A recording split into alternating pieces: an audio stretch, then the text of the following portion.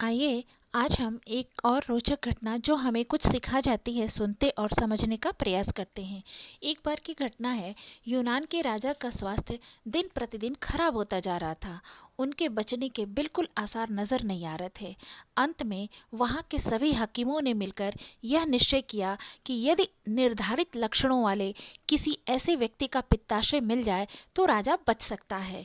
यह सोच करके उन्होंने शासकीय कर्मचारियों को आदेश दिया। शासकीय कर्मचारी निकल पड़े और कुछ दिनों की खोजबीन के बाद निर्धारित लक्षणों वाले एक बालक को पकड़ लाए। निर्धन माँ बाप का वह सीधा साधा बालक था। पिता को बहुत सारी मात्रा में धन दे दिया गया तो उन्होंने कोई भी बात नहीं किया और बच्चे को उनके साथ भेज दिया। काजी से इस संबंध में परामर्श ले लिया गया तो उन्होंने भी कह दिया कि राजा के प्राण की रक्षा हेतु यदि प्रजा के किन्हीं एक दो व्यक्तियों को अपना बलिदान देना भी पड़े तो वह अपराध की कोटि में नहीं आएगा। उस लड़के को राजा के सम्मुख प्रस्तुत किया गया। सभी नामी हकीम अपनी तैयारी के साथ आए हुए थे।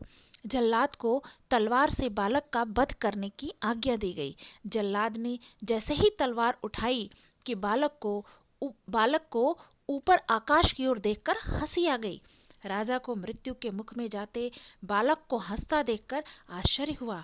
उन्होंने जल्लाद को रुकने को कहा और बोला, बालक, तुम्हारे हंसने का क्या कारण है? तो बालक बोला, आज मैंने देखा कि माता पिता जिस संतान के लिए प्राण दे देते हैं उन्होंने उसे पैसों के लोभ में आकर बेच दिया। काजी, जो न्याय की रक्षा के लिए जाना जाता है, उसने राजा को खुश करने के लिए न्याय के सिद्धांत को ही बदल दिया और राजा, जिसे प्रजा का रक्षक कहा जाता है, वह भी अपने दायित्व को भूल बैठा।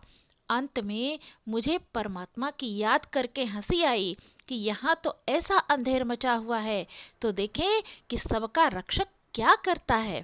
बालक की बात सुनकर के यूनान के राजा को अपनी भूल का भान हुआ और उसने उसे जीवन दान दे दिया।